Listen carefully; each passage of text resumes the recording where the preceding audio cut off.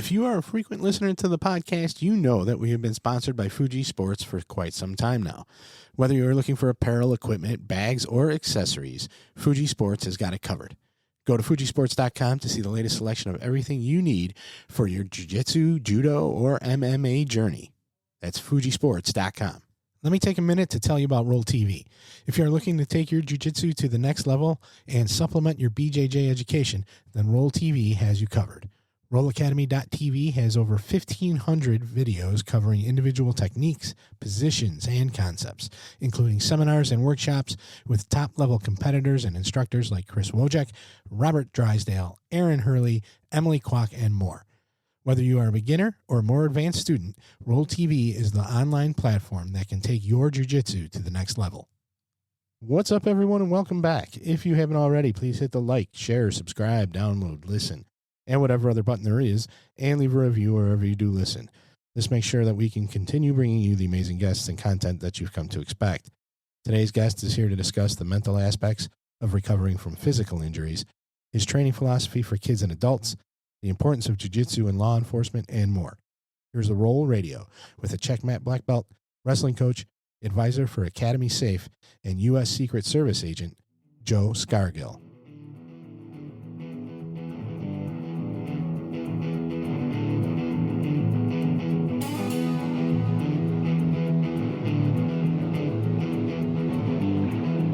Welcome to RŌL Radio.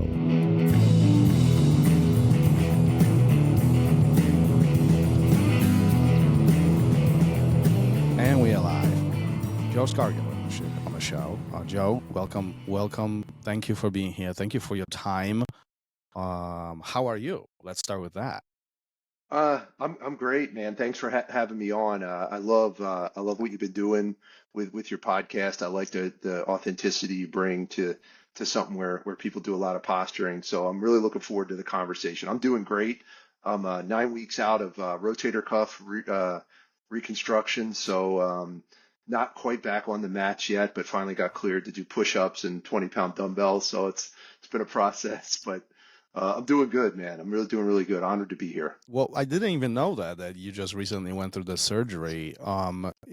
Is that difficult for you as far as the recovery? And I don't talk about the physical recovery. I think that oftentimes is handed to us, right, by physicians or physical therapists.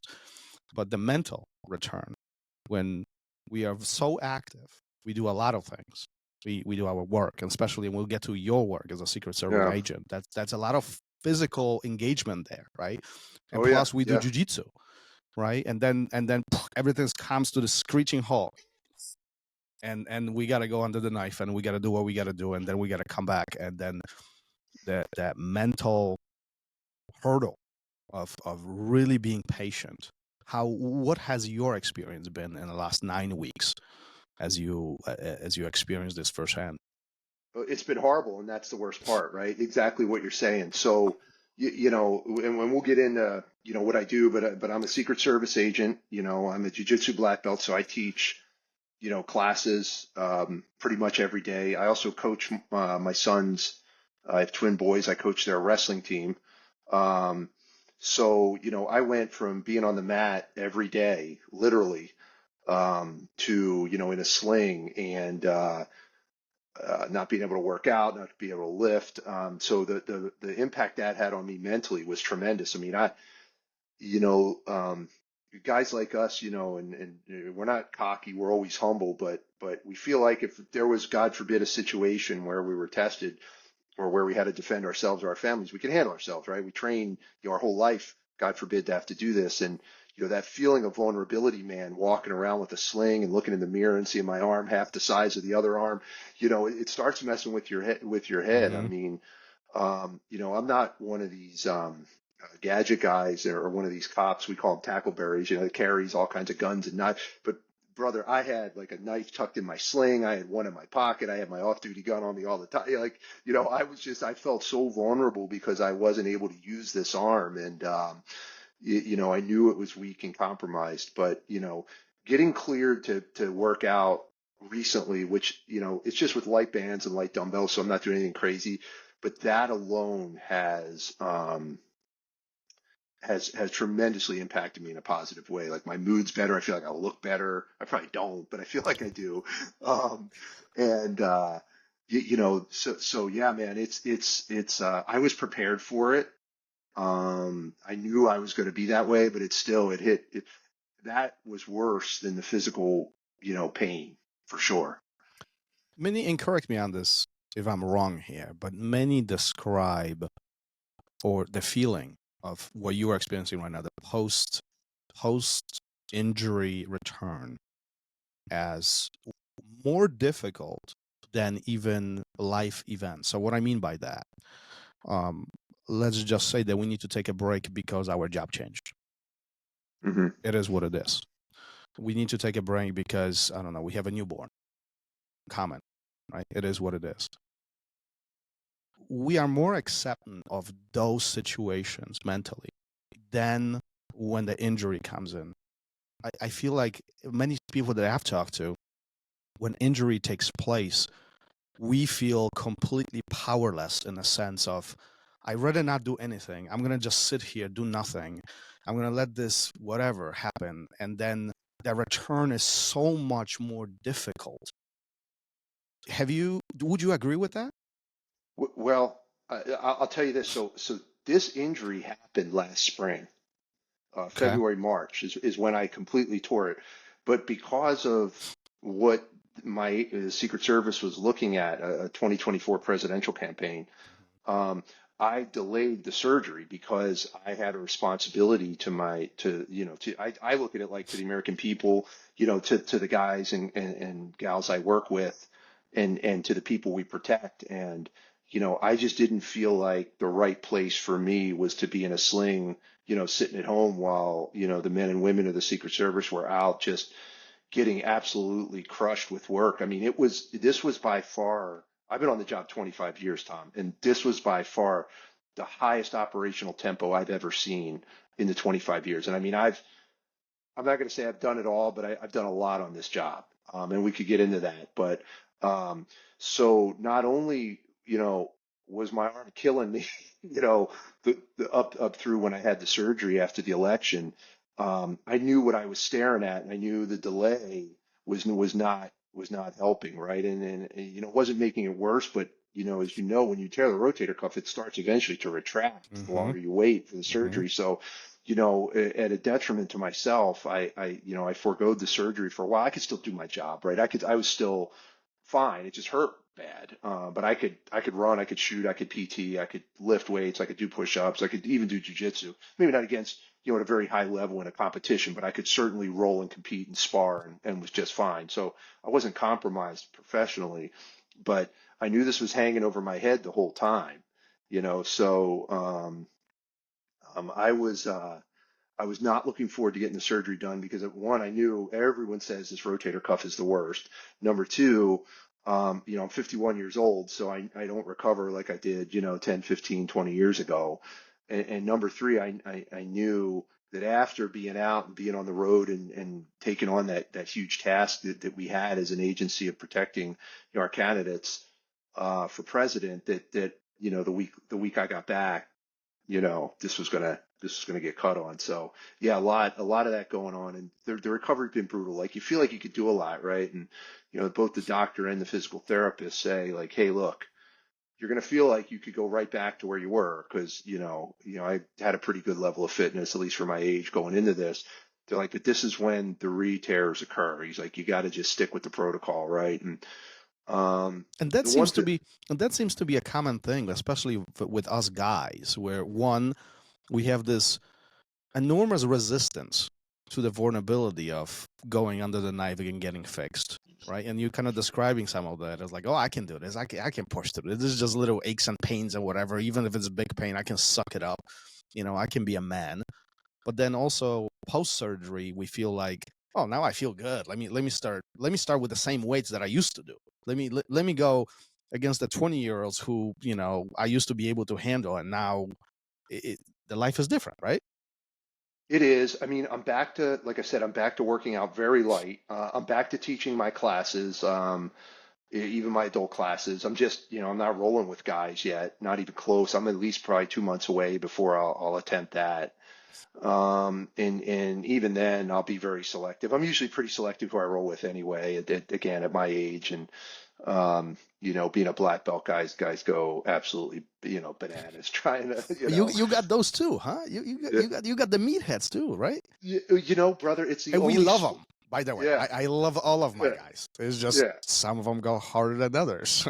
But it's the only sport in the world where athletes try to hurt their coaches. You know what I mean? Like like any other sport, you would never think of going at your coach like that. But Yeah. but it's a different thing, and it's part of the culture. But yeah, I mean it's I think partner selection is very, very important, man. Even if you're not injured, Um, but if you're coming back from an injury for sure, and I don't think just telling a guy, hey, watch out for my shoulder that you've never rolled with before that you know is a spaz like that, you might as well just paint a big giant red bullseye on the thing.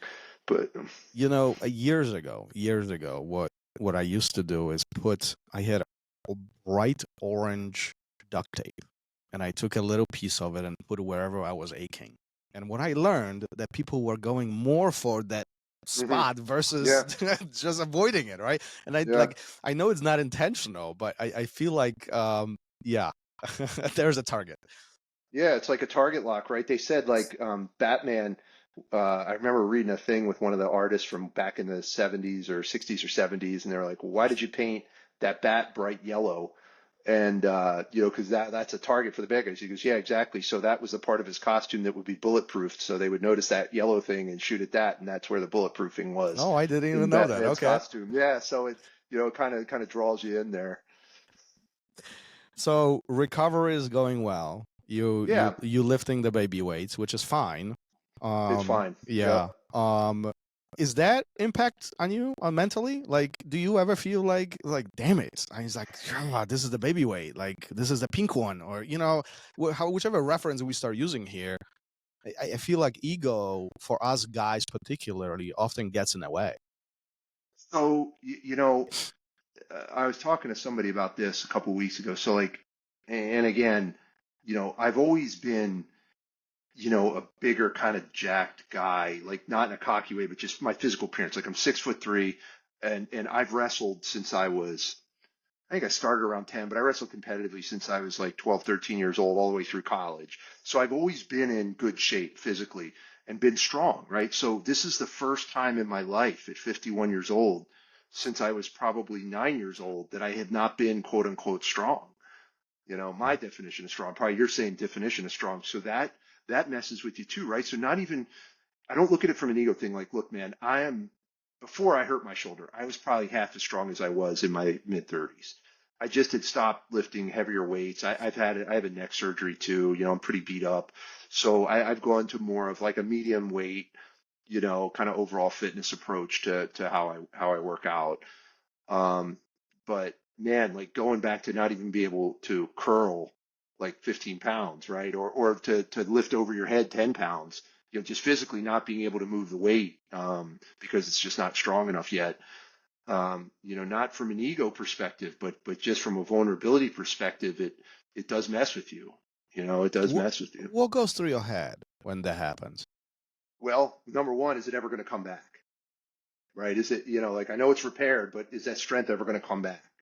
Um, Number two, if I'm on the road back, is it going to break? Is it going to snap again? Is it going to tear again? And I'm going to have to go through all this again. So those would be the two most prevalent thoughts, right? Is number one, is it ever going to come back?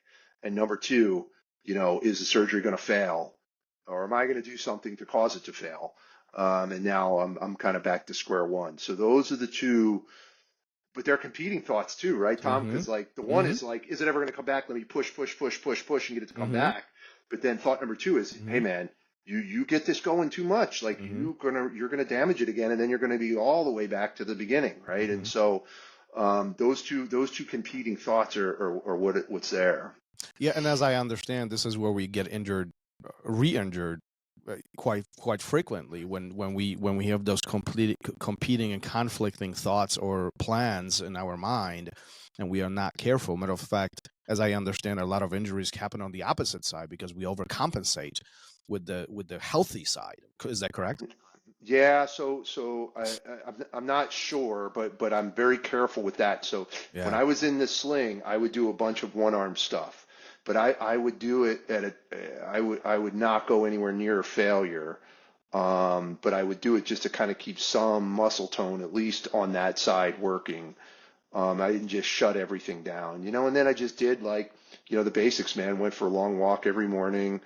I usually am pretty good with my diet, but I've been eating like I ate like a pig, man, for the last 2 months. I gotta lock it down, and just really tried to listen. Look, like we all have limitations, right? Like there's a reason I'm a Secret Service agent and not a orthopedic surgeon, and it's because I'm not smart enough to be. So I listen to what the doctor says, right? And I'll ask them a lot of questions and try to get answers, right? And they're not, you can't cover every scenario, but I try to at least get guardrails from them and stay within those. And, knock on wood, I've been doing a good job of doing that. So haven't really had any setbacks, not quite where I want to be, but I'm being told I'm where I should be with it. Well, I think that's the plan overall, and I think oftentimes we do underestimate these things. We want to hustle back onto the mat, especially. We want to get back to where we were before, and then on top of all this, and I think this is the killer, is the fact that while we were out, everybody was getting better, and now the point comes in where the reality meets our present time and expectations, and all three of them are very different and very different points of time, and that could be one of the reasons why a lot of people quit. Yeah, so I'll tell you my strategy for that. For quitting? No, for not quitting, for Just for getting checking. for getting back to the mat, for getting Yeah. back to the mat, Yeah. and I'm gonna. This is the advice I would give athletes when they were injured, and this is the advice I would give hobbyists when they're injured, and so I'm gonna take my own advice is like, and I tell people at work this all the time, right? Is like, I want to set myself up for success. So the day I go to the doctor and he says, okay, Joe, you're all set. You're 100% clear to do whatever you want to do. Rock climbing, jiu-jitsu, skydiving, whatever. I am not going to go into the gym and challenge our competition brown belt, to a submission only, no time limit round, right?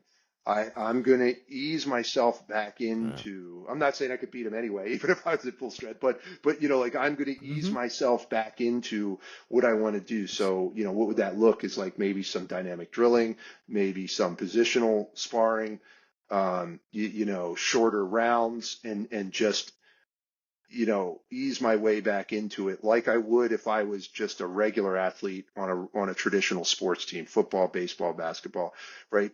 They work back, guy blows his ACL out or blows his shoulder out in the season, they work their way back into being ready for the next season. They don't just, as soon as they're ready to go they start the next week. So that's my strategy. I don't know if it's going to work. I can maybe come back on later and tell you how it worked for me, but that's what I'm going to try to do is set myself up for success. I'm going to program out what I'm going to allow myself to do in class. I'm going to write it down and put it in my phone as appointments, and I'm going to stick to it, right? And kind of not get sucked into what I think I can do, right? I'm going to do what I know I can do safely, and it's going to benefit me, right? And like just like you, man, like we're black belts, brother. Like we've rolled thousands and thousands and thousands of hard competitive rounds in the gym, right? And like it does me no good to go in there and roll a hard competitive round and quote win that round. I get very little out of that.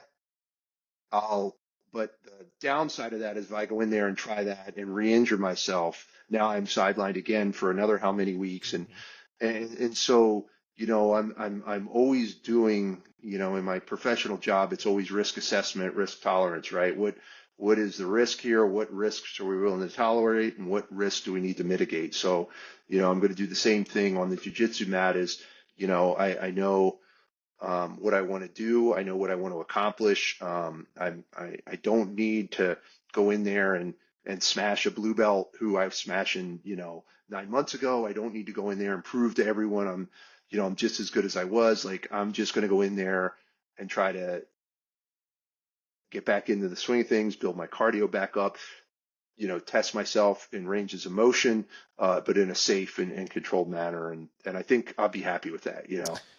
Joe, so if this is so simple, Mhm. how come rest of us don't follow this? How come there were so many guys who literally like screw this? Yeah. I mean, Well, everything you're describing is such a simplicity, and I'm with you 100%. I can't even argue the logic here. But what you're describing is extremely difficult mentally to have these restraints, to have these limitations, intentional, in order Mhm. for you to be successful long term, instead of having this adrenaline dump today, right now. Like, So a couple things. This is just my opinion, right? Like, well, one, I'm older, right? So, and I don't compete at all anymore. I don't compete in the Masters. I don't do any competitions at all anymore. So, um, I feel like that would be one reason that some people do try to rush back, right? Is to see like, hey, am I ready to compete again? So I have two young boys. They're twins. I dump all of my effort into them and getting them good at wrestling and jiu-jitsu, and if they, and doing their competitions and programming their training. So I don't really focus on, am I competition ready, right? And there's a reason why I don't compete. And I'm not, and I don't, and I think it's, and I think this doesn't apply to everyone. This just applies to me, right? So I'm not saying people are my age shouldn't compete, but I'm just saying I've had pretty significant injuries, right? I blew out this in my neck. I've had the cervical surgery and then now this shoulder. Um, I'm 51, right? So that's what, Masters 6, Masters 5. yeah, somewhere there. So, I don't know exactly. I live in Jacksonville, Florida, right? It's not a mecca of jujitsu. So I go out and I compete in a Masters 5, IB New Breed, IBJJF, AJP, whatever the tournament is, and I win, right? I win a gold medal. And it's like, okay, well, you're the toughest old man that showed up Saturday morning to this high school in Jacksonville, right, to compete. Well, Okay, as right? funny as it sounds, it's true. I mean, That's the reality of it. yeah, Okay. yeah. Now I go out there and I blow out my other shoulder, or I re-injure this shoulder, or I blow more discs in my neck, and now it's like I got to go home. I got to look at my wife. Mm-hmm. I got to tell her what happened. You got to listen to her. I got to listen to her. I've got to tell my boss what happened. I've got to look at my kids and tell them, well, I can't train you guys for another 6 weeks now because Daddy hurt himself, wanting to beat up the old man who lives around the corner, right? I didn't get the job done on top of that, right? So that is my rationale. I'm not saying that you shouldn't compete. I'm not anti-competition at any age. I think if you want to do it, by all means you should. I'm just explaining to you my rationale. And I Yeah. think this is why I'm able to approach this rehabilitation and then reintegration into my daily life with the logic that you were saying. So that would be why. But yeah, man, I mean, if I was 26 and ranked nationally and, IBJJF was around the corner, I'd probably be on the mat doing stupid shit, I think we all and have done the yeah, stupid shit when we yeah, are 20 years old. yeah. So that's just what I say. And like, again, I went into this surgery very physically fit. For my age again. And so I bounced back like, man, if you would have seen the left side of my body, it was half the size that it was prior to the I surgery. It bet. just had atrophied so quickly. But I'll tell you what, dude, in like 7 or 8 workouts, it came back. Like I'm not 100%, but it's probably 75%, at least volume wise, not strength wise. It's still a long way to go strength wise, but volume wise, like I don't look weird wearing a short sleeve shirt now. And like, That's good. 6, 7 workouts. Yeah. And I'm not a supplement guy. I don't take any supplementation. I don't even take protein powder. I don't take creatine. I'm not on TRT or peptides or anything. So this was just being in shape my whole life. Just So recovering it. it recovered very quickly. I think if that would have lagged, I would be, again, maybe more inclined to push a little bit more and things like that. Now, I'm not saying I can't blow my shoulder out tonight, right? Like opening a car door. Mm-hmm. So anything could happen, but that's just going to be my approach. And, I kind of owe it to my family and to my colleagues at work, to not do something stupid and re-injure this. And, I have some students I do privates for too. I want to get back on the mat with them, here soon. So I owe it to them too to be healthy and be able to go. So I've got to kind of, take all that into consideration. Like you said, push the ego aside, which we all have, right? And just try to get back to where I need to be. Well, good for you. That's number one. I think you're being smart about this. There's a strategy. You clearly thought about this, and I think that's the step number one, which often is being ignored. There's a thought, there is a plan, there is a goal setting behind each milestone with a greater point of success all across what you are trying to achieve as a person. And this might not work for many or anybody else for that matter, but it does work for you. I think that often is ignored. Nobody's thinking about it. I just want to get back, right? And that often sets the obstacles. Let's pivot this Yeah, a little. Let's pivot sure. this Yeah. a little bit, because I think your strategic approach, as I'm listening to you, really comes and is directly related to you, what you do, and there's a main reason why we kind of connected here and get you on the show.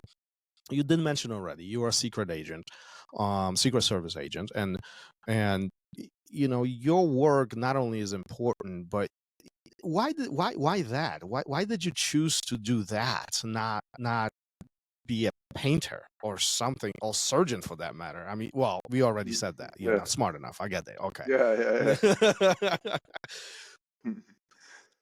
Yeah. Okay, so so I, like any little kid, man, I love James Bond and secret agents and that kind of stuff, right? So I think like any little kid, I was drawn to that sort of thing. But really, I'll be honest with you, I had a relative that was a Secret Service agent, and our backgrounds were very similar. Like he wrestled all through high school and college. I wrestled in high school and college. He was a local police officer in New Jersey, and I was a local police officer, for a short time in Ohio.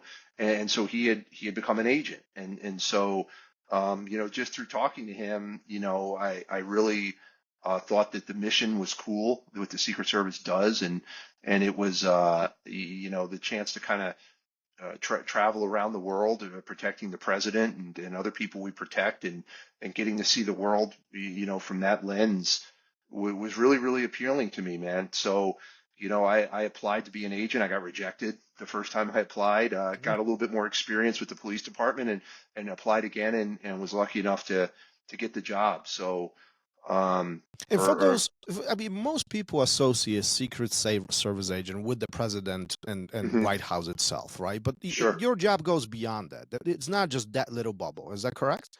No, correct. Yeah. So, I mean, I can give you a brief history, right? So, the Secret Service is one of the oldest law enforcement agencies in America. It was started in 1865 by President Lincoln. And our first mission was investigative in nature. So, after the Civil War, the North and the South came back together as a country, right? As one country, the United States. And during the secession, though, when they were separate, the South had been printing its own money.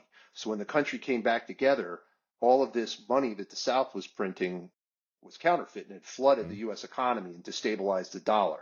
So they said at the time the Secret Service was created, again in 1865, about one-third of all currency in the United States was counterfeit.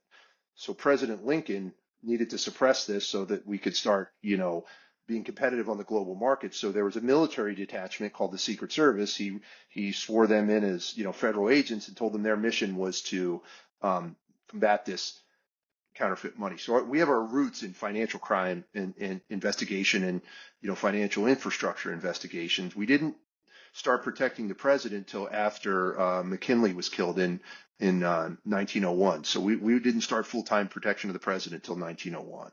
So we do have a dual mission even today. It's investigative in nature. We still stick to our roots with financial crimes, at least for now, and we investigate anything from bank fraud, cybercrime, crypto, any emerging technology that involves, an abuse or a manipulation of our financial systems. And then our other mission, which is protection, which is the protection of the president, his family, the vice president, their family, presidential candidates, and former presidents, and visiting heads of state. So if the president of Ukraine comes over to America, President Zelensky, I was his detail leader when one of his visits to America. So we protect foreign heads of state when they come to U.S. soil. That's a lot of responsibility. Yeah, I mean, hey, look, man, I always say this in every one of these things, like it is, but we all have responsibility. It's kind of ingrained in us. It's just a matter of of what you want to do. And I think our organization, has had some failures obviously recently, and it's we've been getting a beating in the media for it, and we deserve it. But the men and women of the Secret Service do a lot of good work. We do a lot of good work, and um, what some of our folks, most of our folks, endured this last campaign with the amount of work and travel that was done. I mean, missing birthdays, missing holidays, not being there at home for anniversaries, missing first days of school. These things add up over the years, right? And I've been an agent for 25 years. So, these things add up over the years. So we have a super dedicated group of men and women in this organization that have put God and country above their own families, right? And sometimes your detriment, right? So it's a cool job. It's a lot of responsibility. It's very stressful at times, but it's also extremely rewarding sometimes too. So pivoting this into a jiu-jitsu world, at the same time, Mhm. you are a black belt. You've been on the Yes, mat sir. for quite a while.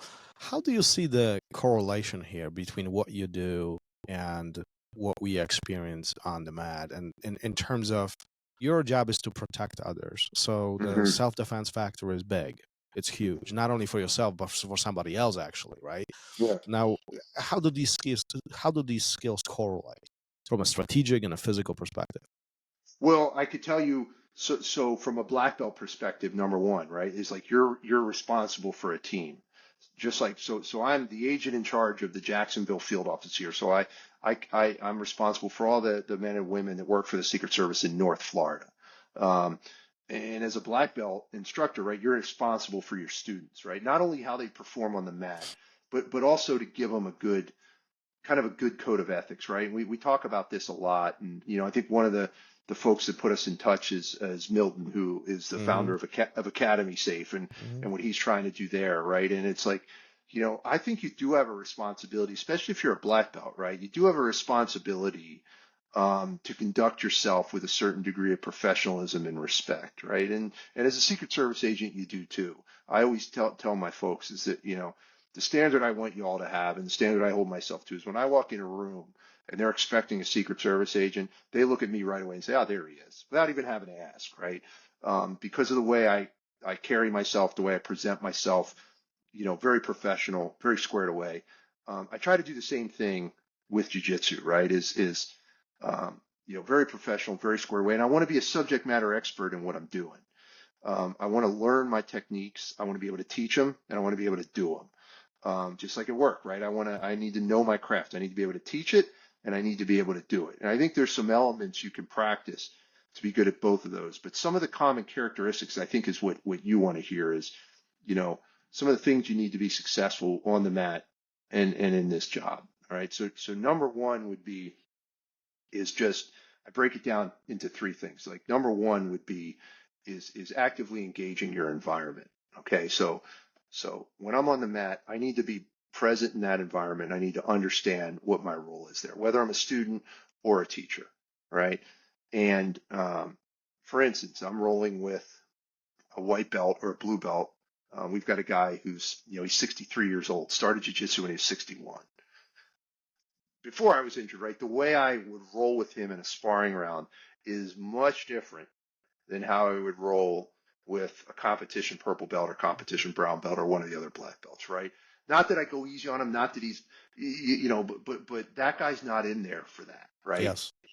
Okay, so I'm engaging that environment, and then when I'm rolling with, say, we get a visiting professor who's multiple time world champion, someone who's famous in the sport, um, the way I roll with them would be much different, right? I don't try to, it is very professional how I would approach that interaction with them. What would be the differences for those who don't know? Like, why would you train differently with somebody based on their age or based on their rank? Maybe, obviously, that's maybe more visible or more. We can make Yeah. some assumptions here. But why in the world would you roll different with somebody who is 40, 60, and 20? Well, I think that they're in there for different reasons, and like I know my students, right? So I know they're in there for different reasons. So Yeah. You know, if someone's not in there to be a world champion, and they just want um, an experience. They want to get a little bit of a workout in. They want to learn the martial art for sure, but they're not looking to. They don't need that kind of pressure on them, right? And they don't need to be, you know, that old school kind of. That's how I came up in the wrestling world, is like just outwork everyone, outgrind everyone, you know, bleed in their eye, you know, hand over the mouth.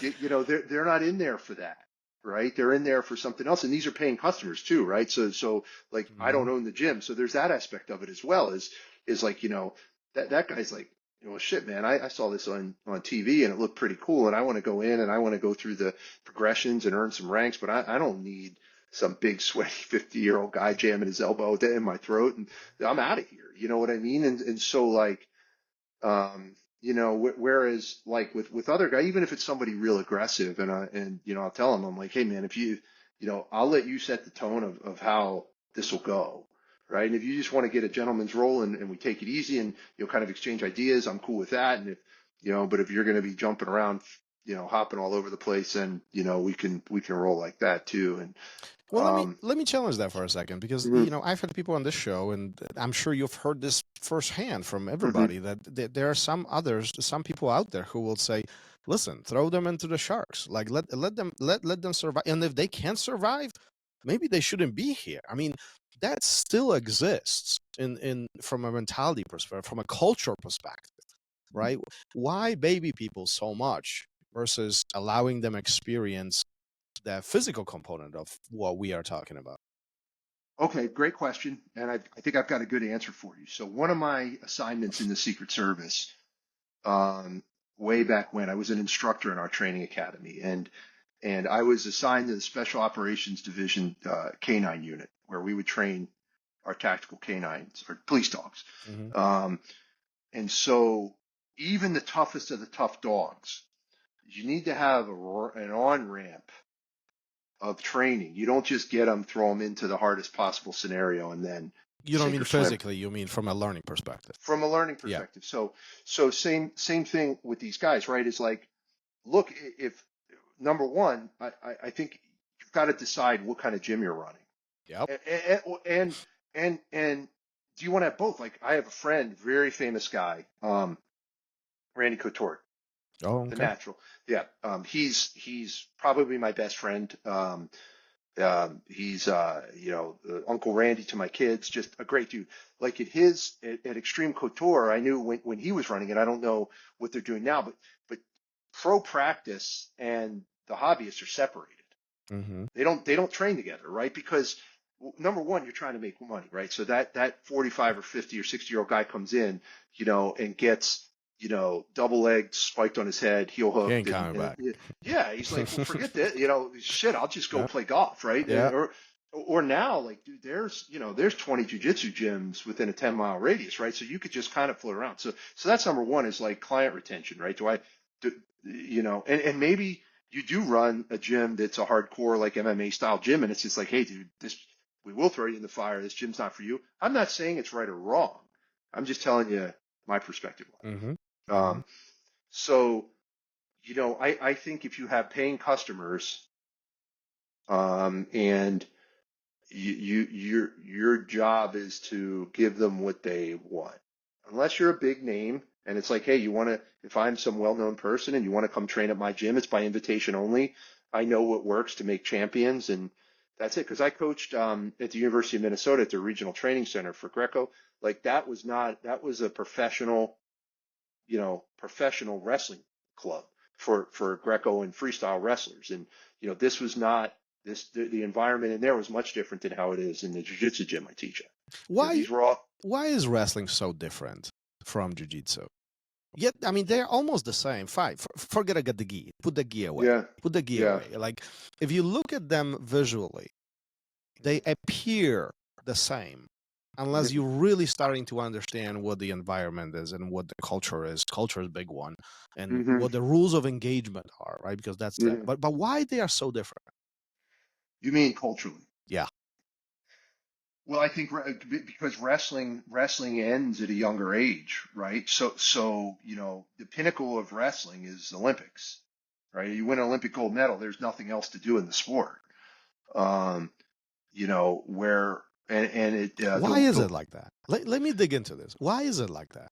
Why there is no private wrestling clubs for adults that will continue on until they are 50 or 60? Why can't it be like that? Because it's a grind, man. Wrestling's But why a does it grind. have to be? I guess that's what I'm asking. Why does it have to be the way that it is? Well, the rule set lends itself to that. Okay. Number one, right? Because it's short periods instead of one 10-minute round or one 20-minute round. It's short periods, and there's no submission to end it early, right? Like so the way to win a wrestling match early is you have to pin someone or you can tech them on points, right?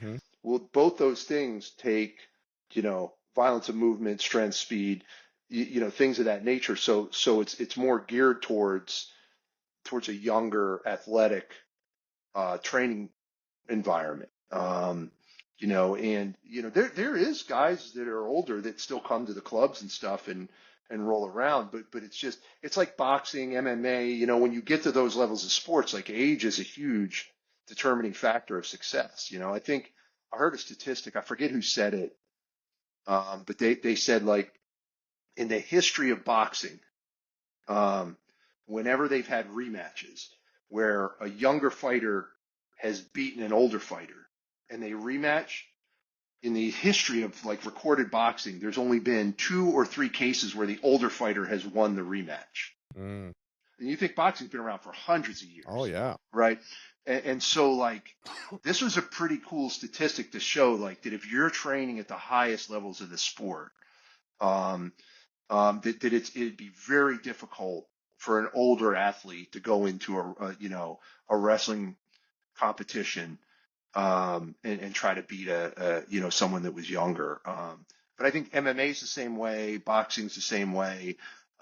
Pretty much every sport is that way. And jiu-jitsu has so many categories you could compete in, right? And they've done a good job of monetizing that. So, like, 50-year-old guys can compete against other 50-year-old guys. And I think the rule set lends itself to you not getting so beat up, because you can always tap in jiu-jitsu if you get into trouble. There's no tapping in wrestling. I guess you could quit, but you would never do that, right? So like I could even enter, the adult worlds, right? And I get killed, but even in the first round, I get in there, see what I could do, and then as soon as the guy gets a position, just tap, and no one would think twice about it, right? It's just they'd be like, But in wrestling, there's no getting away from it, right? So you're going to be good and putting through this washing machine for 6 minutes or 9 minutes or whatever, and then it's like, holy, So I think it's just one of those things, like you retire like you would from any traditional sport, and then there's.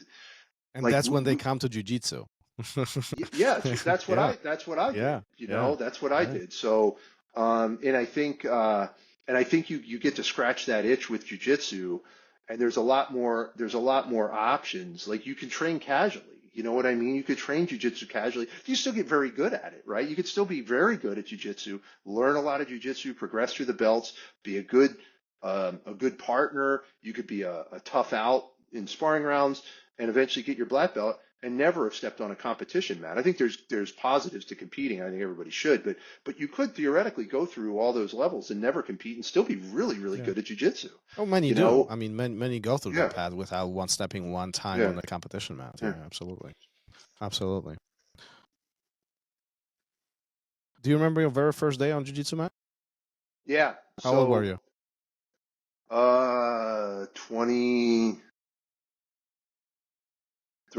24. Okay.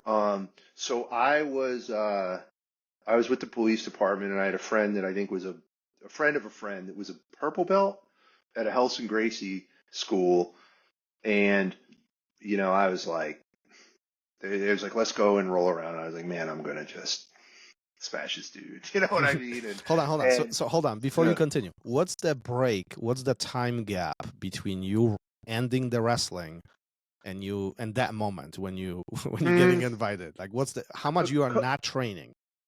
Couple years. Okay. I was still going in and working out a couple times a week with guys wrestling. Okay. But I was done competing, and I didn't know any jiu-jitsu, like no submissions, and I got triangle choked, I think 4 or 5 times. Do you know what jiu-jitsu is? I think we had watched a UFC or two, Okay. but I didn't really, when I watch it, I'm like, well, if you wrestle, why would you ever let this happen, right? And then I got caught in a couple triangles, but it's one of those things, man. You get a really good wrestler and just show them a couple things, they're going to be a handful on the mat, Hmm. even for a good jiu-jitsu player, Yeah, I mean, obviously, I have many wrestlers in my academy, but particularly one just received his black belt a few months back, and him and we have many conversations on that topic, and I'm curious what your perspective is, because him and we talked about this many times, and the most difficult part for him, as he describes it, was putting wrestling aside in order for him to learn jiu-jitsu. The moment he did this, his mind becomes like a sponge, and he can easily utilize the Mhm. underlining skill set of wrestling and then become really, really powerful. But until he let it go, it was very, very difficult. He kept wrestling instead of doing jiu-jitsu. Have you had this similar experience? To be honest with you, I haven't. I've been able to blend them together pretty much at every level, Okay. um, but again, I kind of approach things very systematically. When I do it is I always look for where my wrestling could help my jujitsu and my jujitsu could help my wrestling. Mm-hmm. And I always looked at where I could add value. Man, I use this stupid cliche. People probably sick of hearing me say it, but every time like I got like a Ivy League jiu-jitsu education on like a community college budget because I've always been able to bring wrestling into a school wherever I was. Like I've moved 6 times with the Secret Service. I'm on my seventh assignment here in Florida, and so like I've always been kind of hopping schools, and I've always been really lucky to meet like really generous and accepting people that own gyms that were really really excited to have me be part of what they were doing, and two, I've always been able to kind of trade a little bit of wrestling for jujitsu knowledge and kind of piece it together that way. And man, I think, there's obviously some things that it took getting used to, but even like going to the back, my back and working on my guard, it wasn't that bad. You know what I mean? Because I'm just like, man, I wasn't the best wrestler in the world anyway. So I'm like, it's not like I'm one of those guys who will never get put on his back by a good wrestler. I mean, I was like, I always joke, I was probably a moderately below average wrestler in college, so it wasn't like I was one of these guys that was just like, I'm never getting taken down. I'm never getting put on my back. I'm never going to get cradled or anything. I knew that could happen to me because it did. Right. So, I was more like, well, I think I could try this on my back and incorporate, some wrestling techniques into, sweeping or getting up or reversing these positions, and I wanted to mess with that. So I enjoyed that.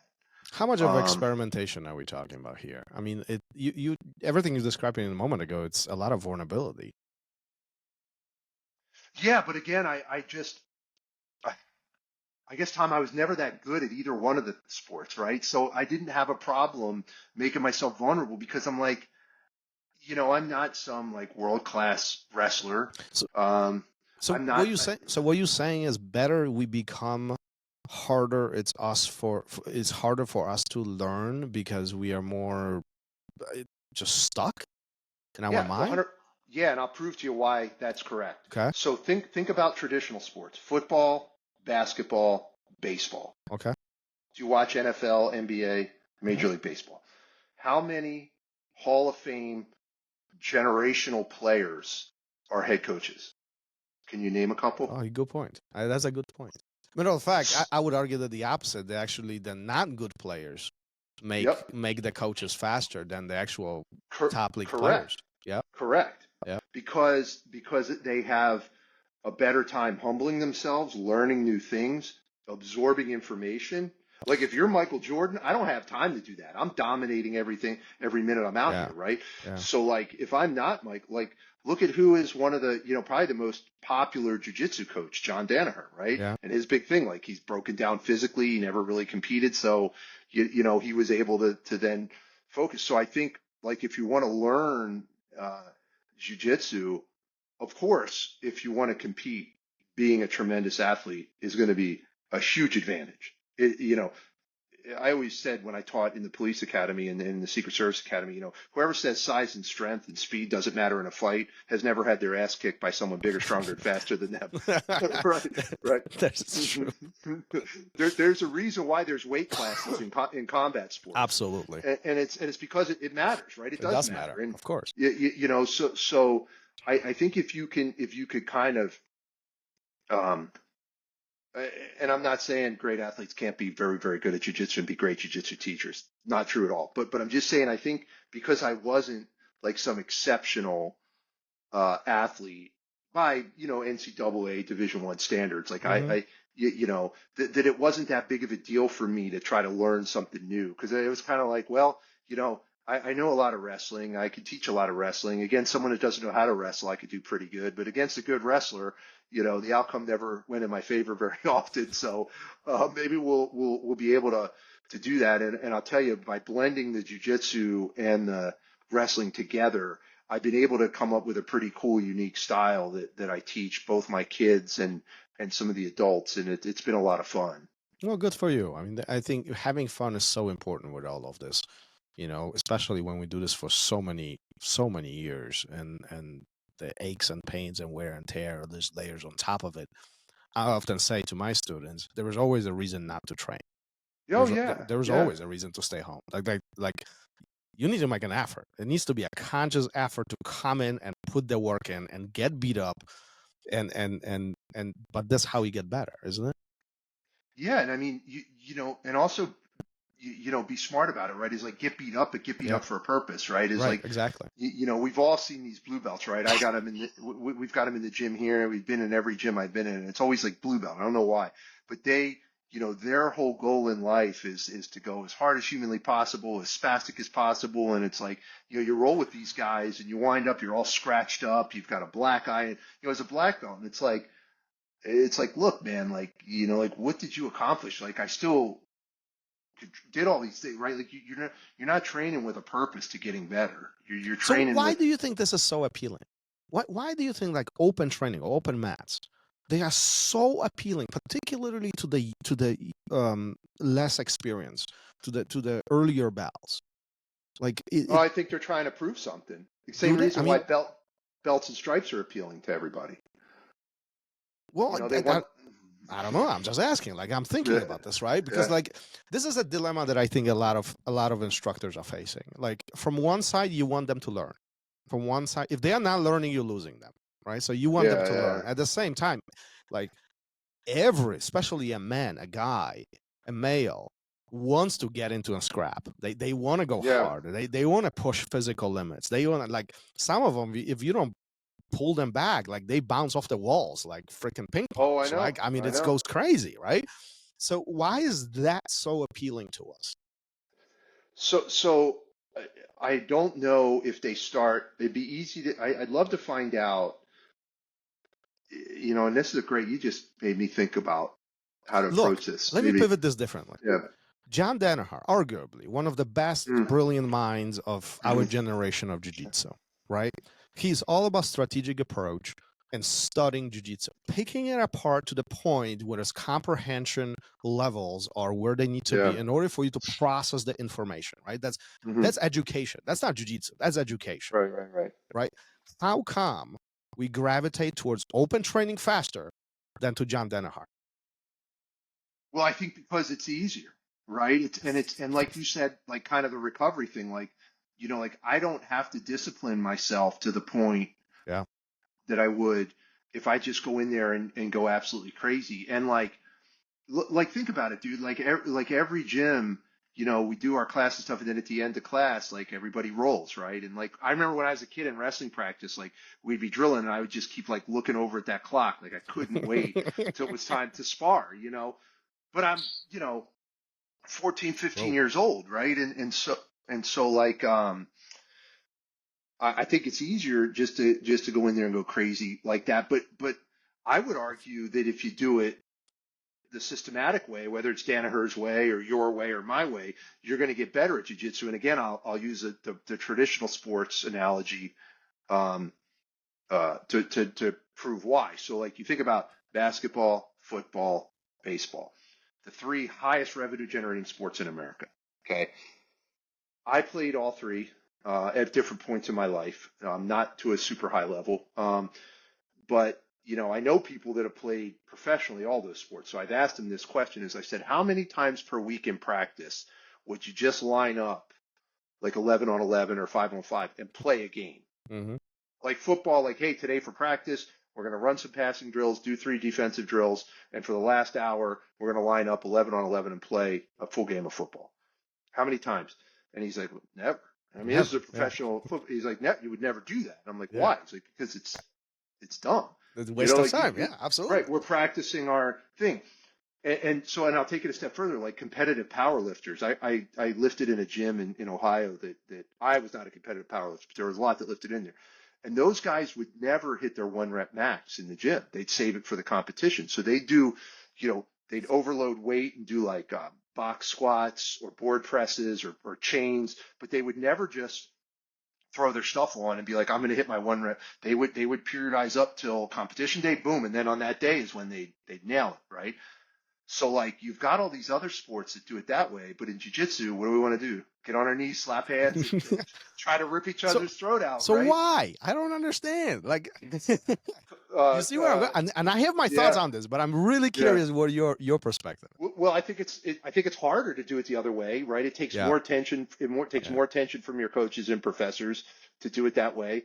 People are in a rush to get better at it because you're not training it full time. It's kind of a hobby, and it's hard to kind of get really good at it, right? So it's kind of one of those things where I need to prove.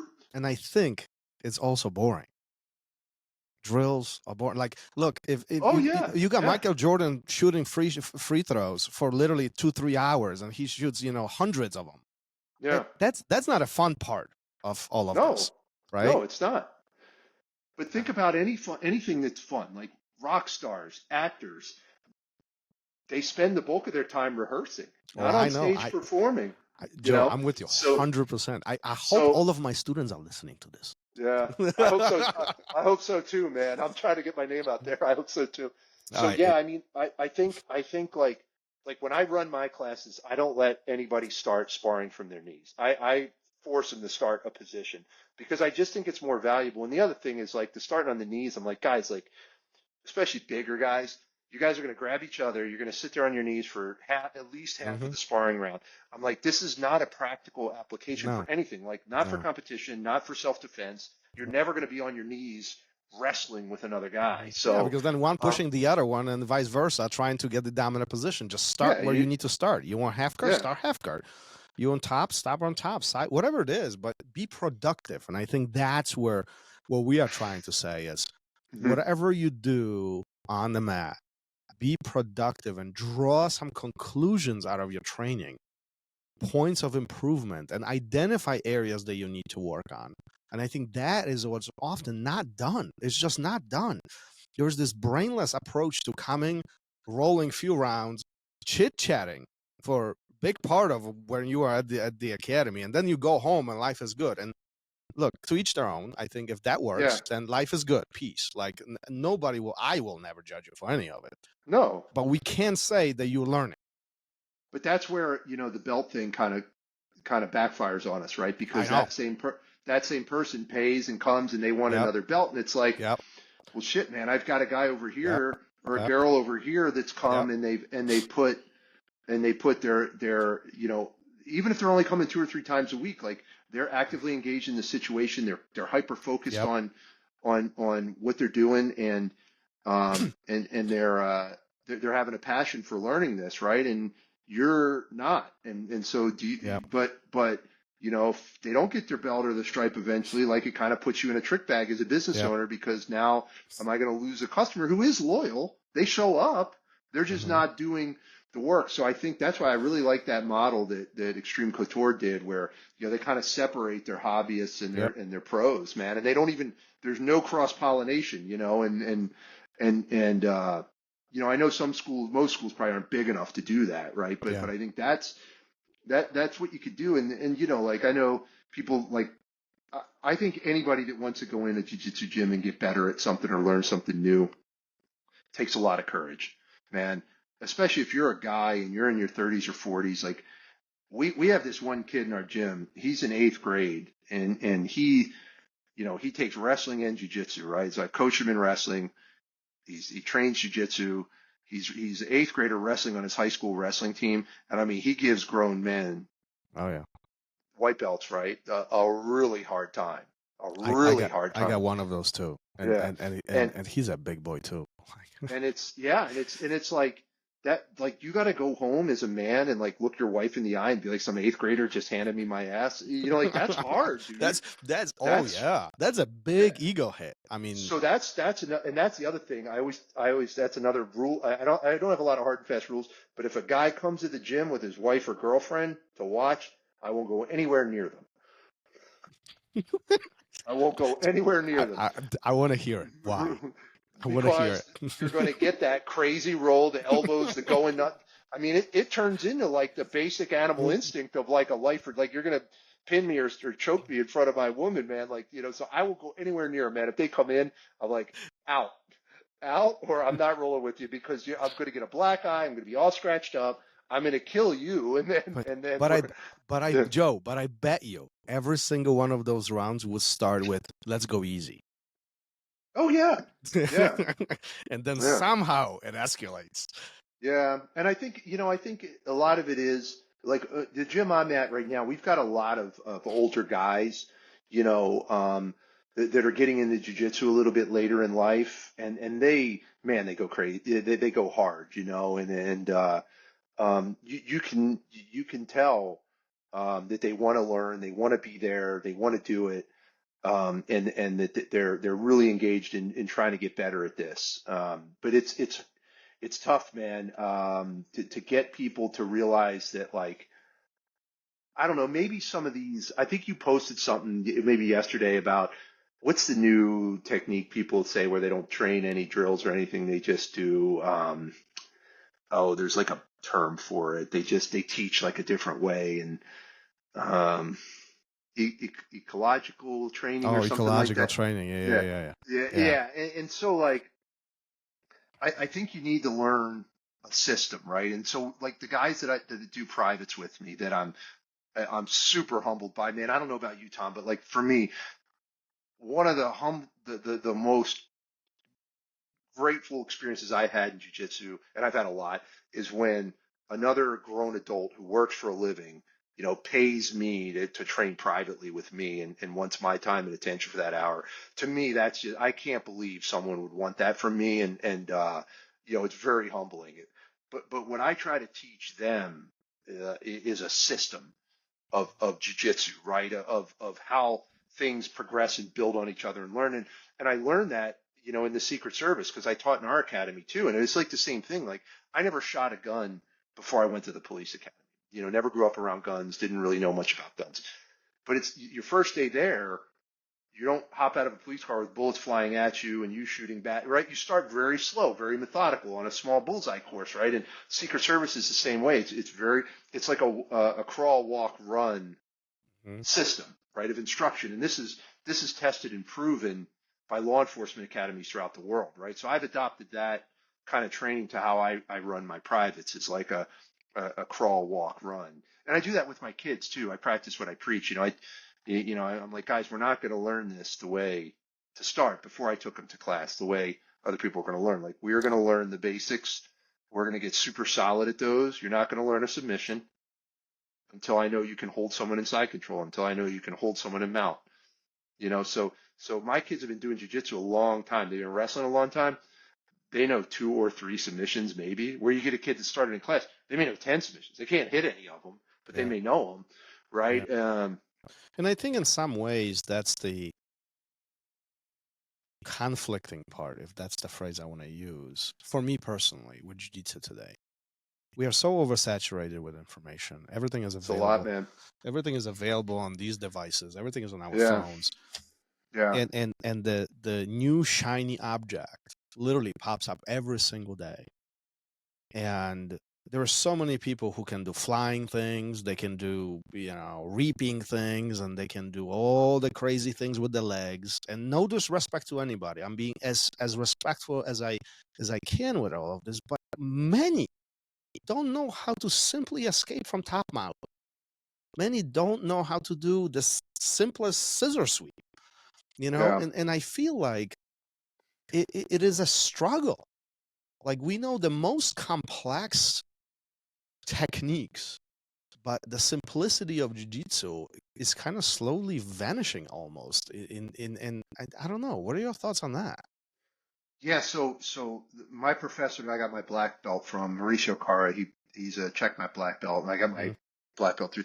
He has this great expression, man, and I think if you want to do an experiment with those things in your body, you could do them physically. It's great, but he's like, look, the fancy stuff that works for somebody, the basics work for everybody, I like that. right? And I love it, man. So and also for what I do for work or what you would do for self-defense, because I look at it through that lens a lot. And again, for my kids, I practice what I preach, and I teach them, like, look, man, like, some upside down sweep, berimbolo sweep or invert.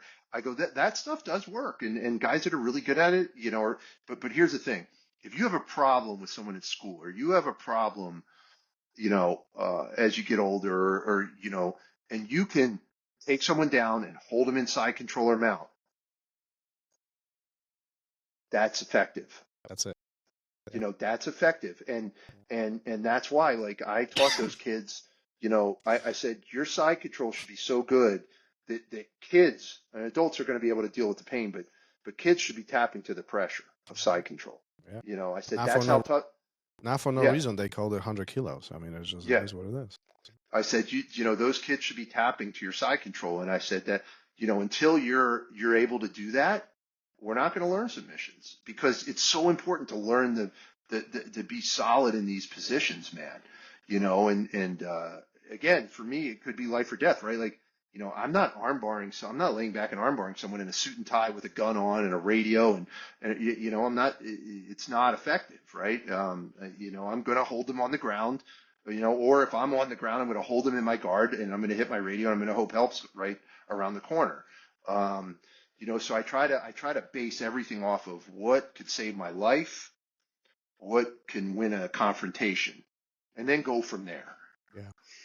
Well, and I think that's one of the things I underestimate about jiu-jitsu is that environment changes, our approach has to adjust, and everything is dictated by where we find ourselves and what's Sure. the environment, what's the surrounding, right? So, like, there are techniques specific for competition, and they work well in competition. They don't work on the street, and vice versa. There are techniques and strategies on the street that we'll never use in the competition, and I'm pretty confident there are techniques and strategies that you would use at work and somebody on the street might not, and vice versa, right? Because it's all about the environment that we find ourselves in, controlling that Sure. space, right?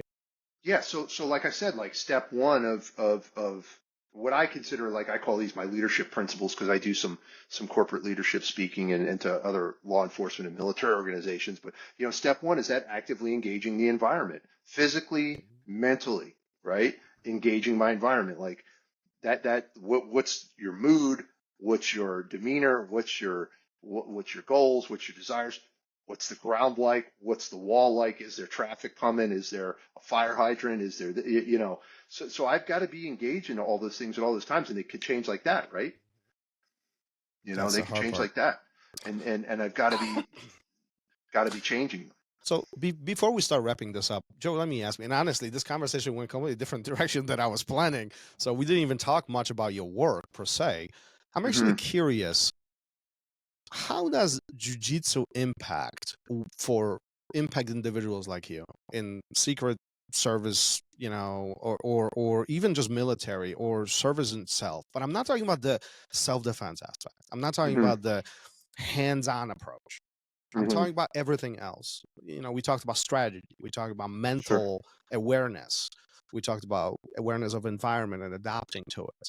How is jiu-jitsu useful in those situations for you?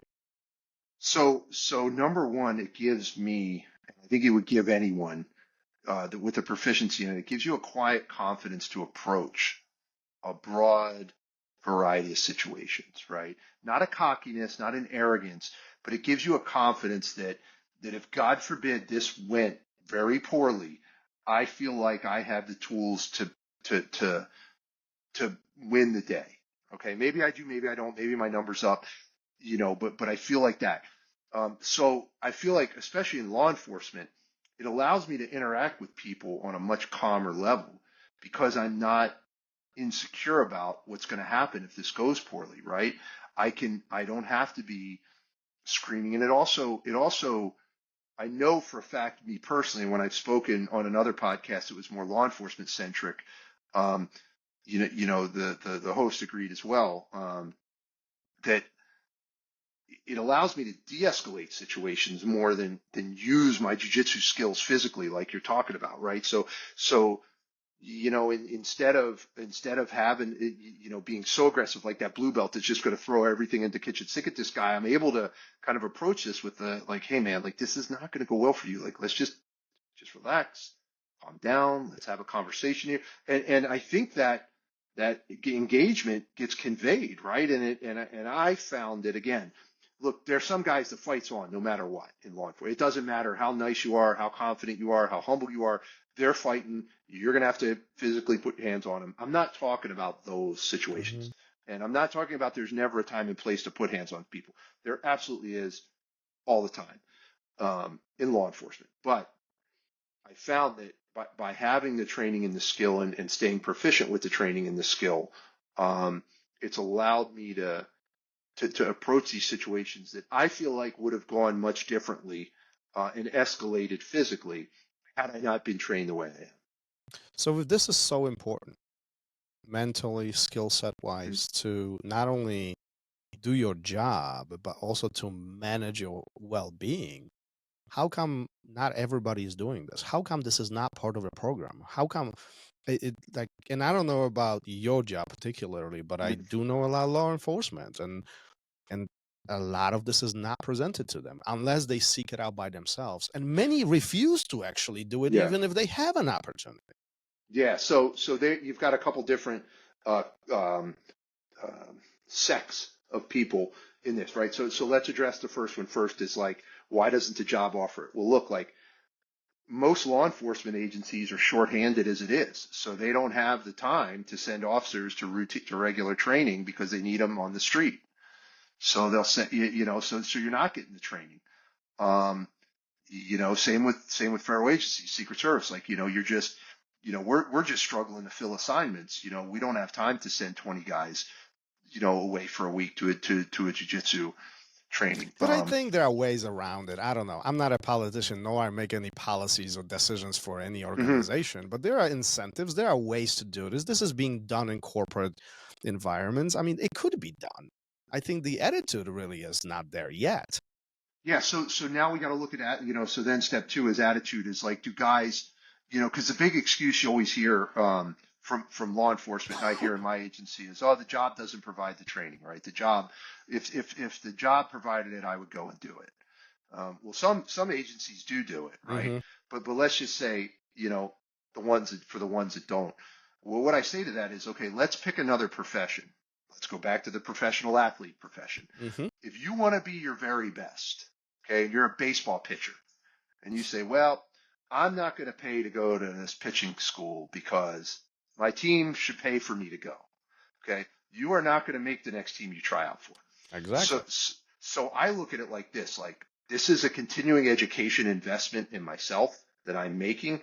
And I'm going to, now I don't pay anymore, but I teach there. So I get a free membership. Well, you are paying. Yeah, there is a compensation in some ways. You're making sacrifices. So you're putting your time in. Yeah. So you hear that, and then you hear like, oh, it's expensive. And I'm like, well, I said, you shouldn't ask what it costs. You got to ask what it's worth, because every cop I know has a $5,000 gun in their safe with lasers and sights and all this shit on it that they'll never shoot, right? They probably shot it once and sighted in. It never comes out, right? But then, I'm like, dude, you could get the brown belt, just sell that thing right there. It'll cover your tuition to brown belt. And then you could probably work something out and teach kids classes and not have to pay. So if the money's the problem, that's that. Right. But guys are entitled to spend their money on what they want. But my point is, it's like, that's not an excuse, right? Like, you've decided to not invest in yourself. Like, to me, I think anyone that carries a badge and gun should train jiu-jitsu, not martial arts, should train jiu-jitsu. And I've got a couple of reasons why. So number one, I look at it like this. There is three outcomes to a fight. I can win a fight, I can lose a fight, or I can tie a fight.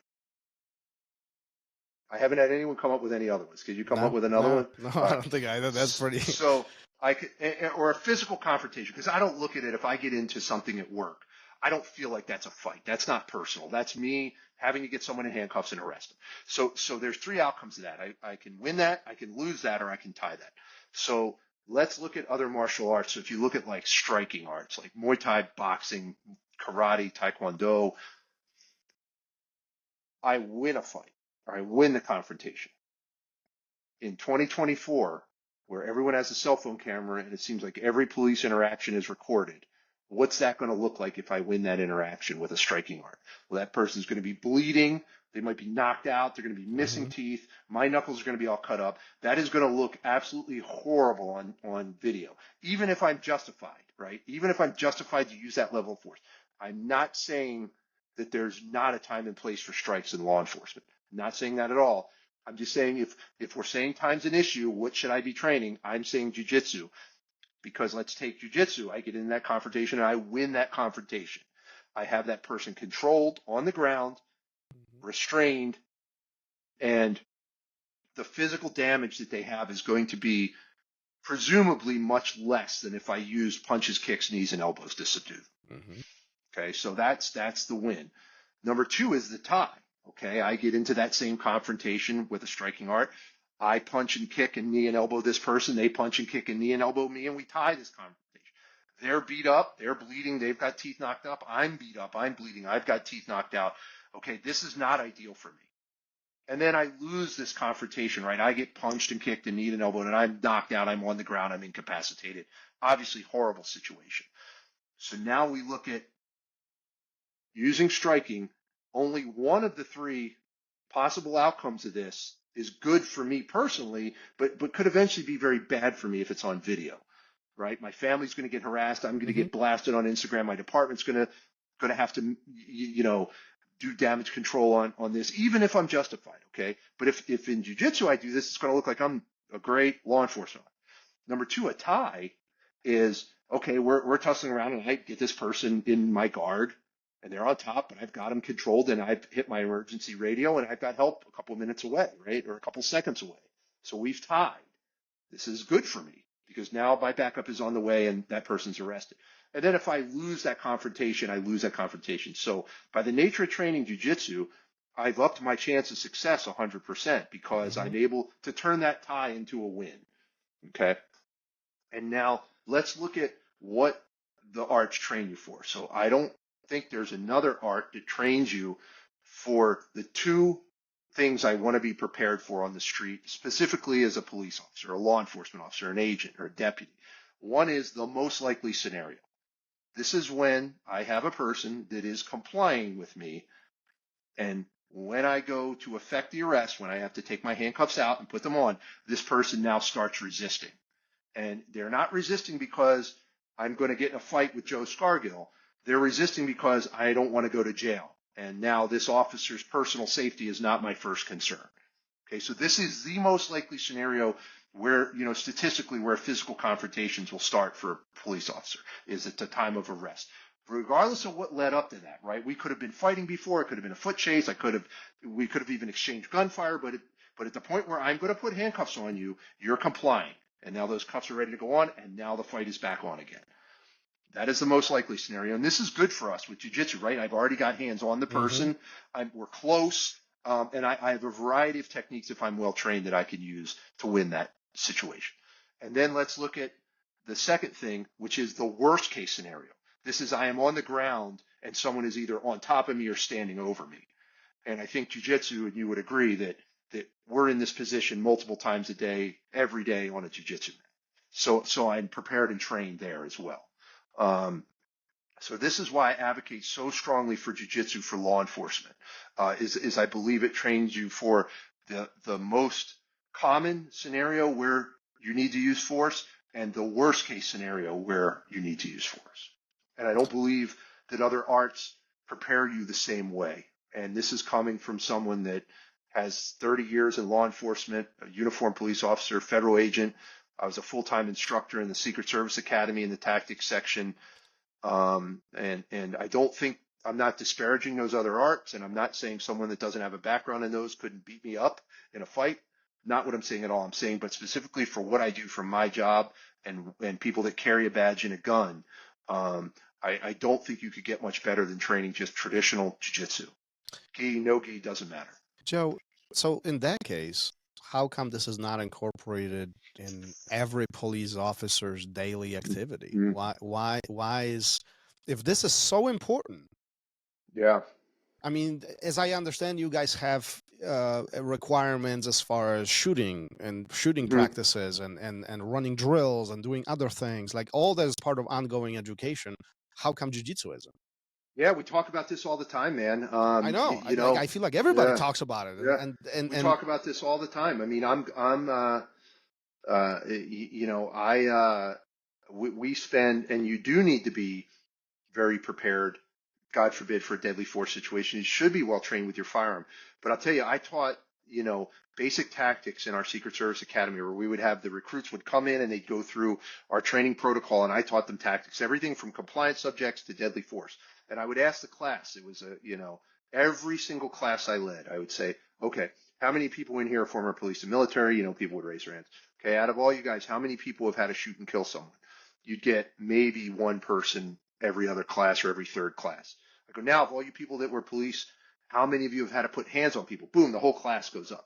And I go, but we're going to spend, every law enforcement agency is going to spend hundreds of hours for firearms training and minimal hours in defensive tactics training, where I'm not saying you shouldn't spend all that time in firearms training. Obviously, very important, ramifications very high, but the proportion of interaction you're going to have is putting hands on people, and we're not training properly for that. And it's a cultural thing, it's a time thing, it's a money thing, it's a personnel thing.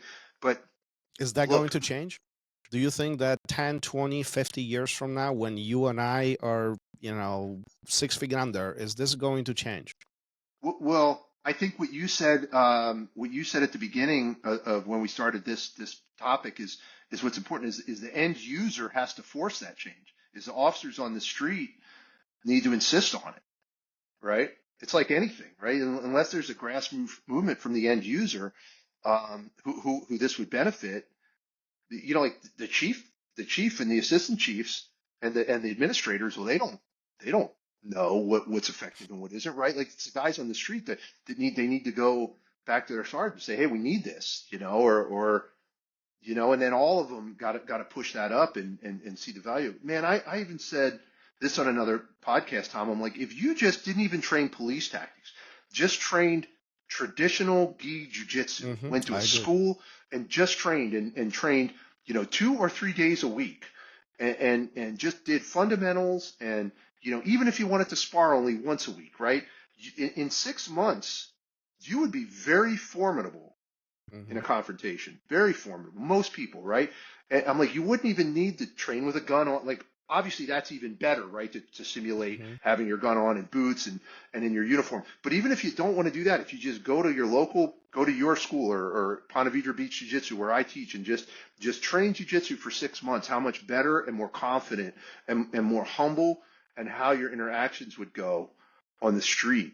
It's going to be a world of difference. And you try to convince people all the time about it. And, the other big thing is you hear the time, like, I just don't have time. I work, I've got kids, I've got this, I've got that. And it's just like, well, to paint a horrible picture is, do you want somebody pulling your own gun out of your holster and jamming it in your mouth? And the last thing going through your head is, I should have started training a while ago. Right. And, it sucks, man. It's just, I've, doing podcasts like this and you having me on your show, hopefully it'll lend more awareness to this. And I'm just trying to get, the message out there. Like, you don't have to train with me. I tell guys even in Florida, like, I'd love for you to come and train at my gym, but I could give you a gym no matter where you are in the world. My wife is Bulgarian. She takes my boys back to Bulgaria every summer. They go to a jiu-jitsu gym in school in Bulgaria, in her hometown. I know the professor, and they go there and train all summer. I mean, I can find you a gym anywhere in the world to train.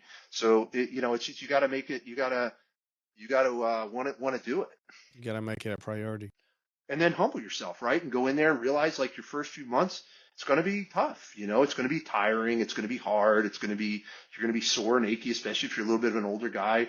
You're going to have to realize that there might be that eighth grade kid in there that's going to tie you in a pretzel. And, but that's all temporary, man, and that's the hard thing for people to get over. It's especially guys in a macho profession, carrying a badge and gun, but women too, right? Is like a lot of them don't want to go in there and get some fat, old guy sweating on them and dirty keys. And I'm like, yeah, I get it, but do you want it to happen on the street with a guy who's trying to take your life? Like I was you gotta.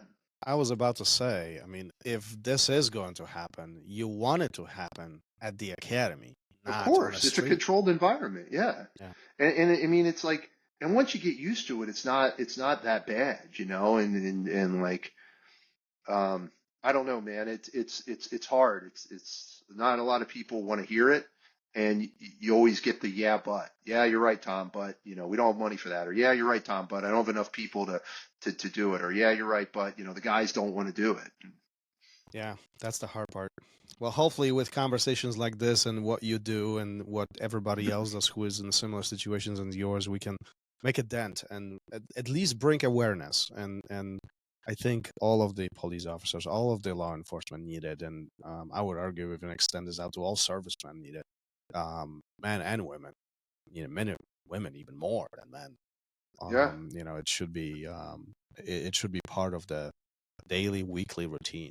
So, Joe, thanks for hanging out with me, man. It's been almost an hour and a half, so I want to be respectful of your time. What a great conversation. I appreciate you sharing everything with me today and your time and your stories, your life. If anybody wants to connect with you directly and perhaps ask questions or visit you at your academy where you train, where are you available? Yeah, so if you go on Instagram, I'm just at Joe Scargill, all one word, at Joe Scargill 11. You could go there. You could find me on LinkedIn under my name, Joe Scargill. I train at Ponte Vedra Beach Jiu-Jitsu. It's in Ponte Vedra Beach, Florida, outside of Jacksonville. It's beautiful. I think it's like 68 degrees outside right now. Don't stop. It's like freaking 20 degrees here I know, brother. I used to live in Minnesota, so I feel your pain. A side note, I just recorded an episode with Chris Burns, and he was in Australia on the beach, looking out the beach, and the entire hour he's just rubbing it in. I was like, come on, man. Yeah, it's beautiful, man. It's beautiful down here, so it's a great place to come and train. And we have a very family-oriented gym down here. Great kids program. I'm on the mat all the time. We run our wrestling club out of that gym. So my boys are on the mat, so I have a vested interest in seeing everybody do well because I want my kids to do well. And, I'm very respectful of the parents who bring their kids in and trust me to help them learn the sport of wrestling and jiu-jitsu. And it's just a lot of fun. The owner, John, is a great guy, really down to earth dude. It's an awesome environment. It's a really friendly, fun place to train. Well, again, I appreciate you being here, and if I'm in that area, I'll make sure to stop by and get beat up by you. Oh, please. I'm not beating anybody up, brother. It's going to be months. Can I talk about one thing real quick, though? Sure, absolutely. One of the reasons I came on was I'm part of this organization called Academy Safe, right? It's academysafe.org, all one word. And the reason I wanted to do this was for a couple of reasons, right? Is what we talked about, like, being a great player doesn't make you a great coach, and being a black belt doesn't necessarily make you a great person. So one of the things Academy Safe does is it does, you put some protocols in place to make sure an academy is going the extra mile for their students, in a couple of different ways. So number one, it has the owner and all the instructors have a background check, right? And I had to do this for USA Wrestling. This is pretty much a standard in any sanctioned sport nowadays. So it does that, and then there's also some protocols in place to make sure everyone's CPR trained, AED trained, and there's an AED on the premises. And it's good for your business too, because you'll be part of the registry on the academysafe.org website. And again, it's one of those things where, like, is this going to prevent, a bad actor from ever owning and running a gym? No, of course No. not, right? And but it does give you an extra little bit to know that place and the owner of that place went the extra mile to make sure that it was hopefully a safe environment for you and your family. So I'd encourage, anyone, students, or ask your academy, hey, are you guys participating in this academy safe thing?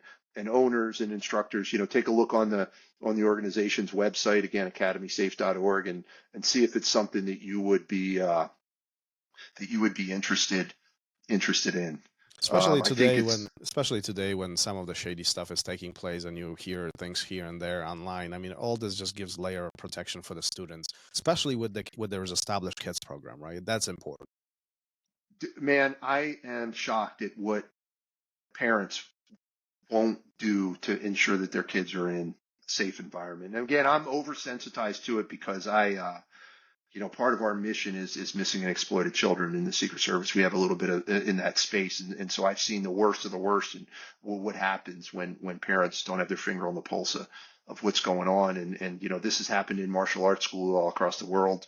So again, I would encourage everyone to look at the organization, see if it's something. And I know there is some cross pollination. I know IBJJF does a background check, but this makes you check everyone, not just the school owner or the competitors. And and it doesn't mean that, hey, if somebody's never done anything wrong, they couldn't victimize you or your child. Of course they could, right? It also doesn't mean if somebody made some mistakes in their past life and they've turned it around and they're great members of society and great instructors. Of course, that's not what it's saying either, right? We're just trying to put a little bit of maybe put a seatbelt on the car that's driving down the road. That's all. And then one other thing is, the Secret Service is always looking for good men and women that want to serve their country and maybe take a career that's a road less walked. If you take a look at our website, it's secretservice.gov. So Secret Service, all one word, .gov, and you can see the different career offerings we have on there. We're hiring, always looking for good men and women that are looking for a higher calling. So I would encourage anyone that hears this, if you're interested, hop on. We've got some great signing bonuses right now. I think it's up to like $40,000 for special agents. Wow. Look at that. Yeah. Look at that. All right. Well, I'll make sure to put all links that you've just mentioned into the show notes of this episode. So if you guys are listening to this, you feel free to check it out. And then if you want to connect with Joe personally, feel free to do that. I mean, I'm sure he can talk more about some of these opportunities that he just mentioned. Yeah, please hit me up. I'd love to have a conversation with you. Check me out on Instagram. I post goofy stuff, some cool training stuff I do with the kids, fun games and then some hard work. And thank you so much for having me on, Tom. I really appreciate, giving me an opportunity to talk and listen to me ramble on about stuff. And I love Jiu-Jitsu and the community it's built, and guys like you, what you're doing to shine a light on it is really impressive. So thank you. Well, I appreciate you being here. Thanks for sharing your story. Thanks for being vulnerable and opening up at some of the parts of your life. And, we do appreciate it. And I always say we need more people like you. The world would be a very different place, if there was more of you. So for that, I do appreciate you. Thank you. Likewise, brother. Let's wrap this up for today. Joe, thanks for hanging out with me, and I'll see you around. Thank you for listening to RŌL Radio. If you enjoyed the show, don't forget to leave us a review and help us make the show even more amazing. For future episodes, check out our website and follow us on all major podcast platforms. Take care.